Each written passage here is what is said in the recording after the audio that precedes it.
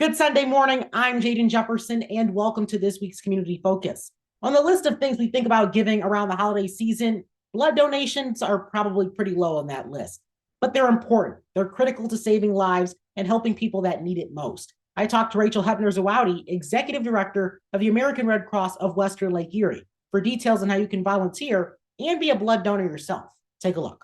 First, tell me why it's important that we talk blood donation, because I think it's something that people are aware of. They know they can do it, but it's also Mhm. not very common, I don't think. Well, I think that what people don't understand is that it is critically important for a lot of the people that we know, maybe friends or family that might have underlying health condition, whether it's cancer or they're anemic or they have sickle cell, that they need those life-saving blood products sometimes on a daily or weekly basis. And we can't manufacture blood. Blood has to go from human to human. So it is really important, especially when we're dealing with, the holidays, the weather gets a little bit weird.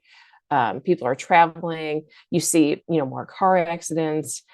People are getting together. It's a really easy way to share the gift of life with your community. And we never wanted to get in a situation where, there's no blood products available for our patients because then they suffer.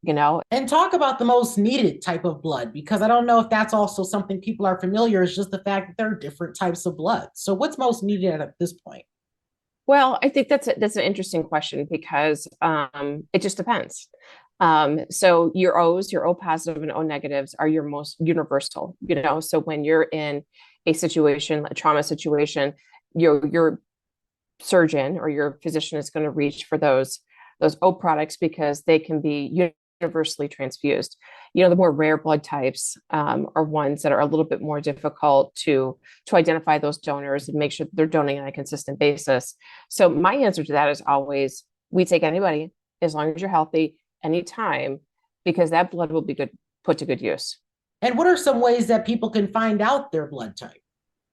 Sure. So if you are a first-time donor, that is something that will happen after your first donation. I've heard that there are tests out on Amazon. You could test your blood and see what kind of blood type you are. I don't know how effective they are, but that's something that we will do for you. It'll be, within your donor card. There's a lot of other things, we do too. We test for a lot of underlying health conditions that individuals may not even know that they have. And I think that that's something that's really important because as the executive director, I would say by and large, maybe once or twice a year, I'll get a note from somebody that said, "Hey, I'm really glad that you send these blood products for additional testing because I didn't know I had A, B, C, or D. And now I'm working with my physician to make it better." So we do a significant amount of testing during the manufacturing process to make sure that we are transfusing safe blood products to our patients. And you had mentioned before that there are some seasons where there's more demand for blood. So when do you encourage people to donate? Are there specific points they should be donating, or should they just get on a consistent schedule when it comes to donating?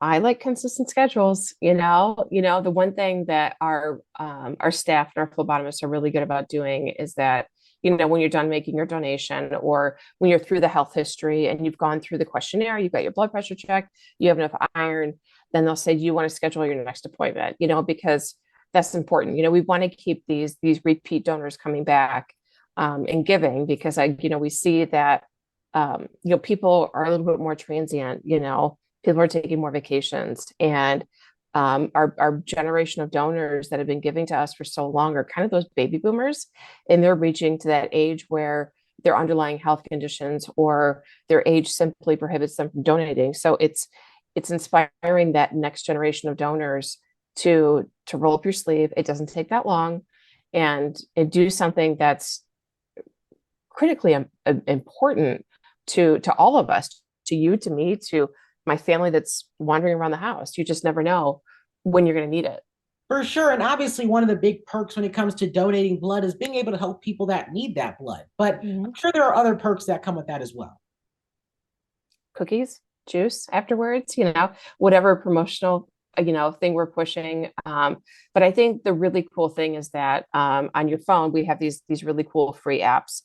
And one of them is called the Rapid Pass. It's your blood donor It's your blood donor app. And when you fill out your Rapid Pass, you can do all your health history the morning of. You don't have to read through all the paperwork, when you go donate, and you'll just be ready to do, the day of questions.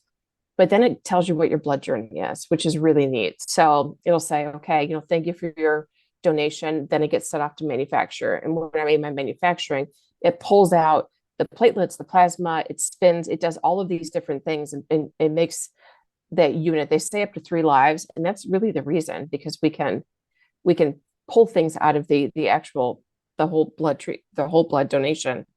And then your blood just waits. And then when it's actually requested, it'll tell you exactly where it went. And I can't remember where mine went last time, but a handful of times mine ended up in a children's hospital in North Carolina. So you kind of see that full circle, which is cool, because oh, hey, I made a difference in that person's life.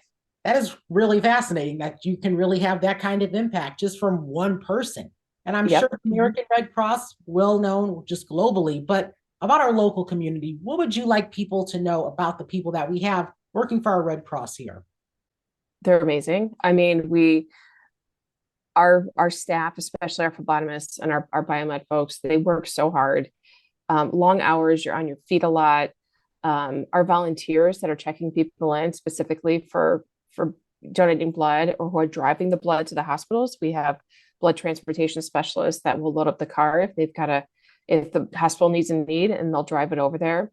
I mean, we're 94% volunteer driven, whether it's from a biomed standpoint or from a disaster standpoint. And we can't do what we do without our volunteers. I mean, they're critically important for us to make our mission.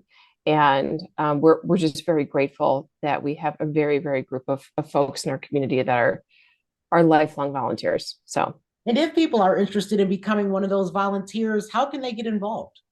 Easy. redcross.org, volunteer. So we make it very easy on our page. Click volunteer.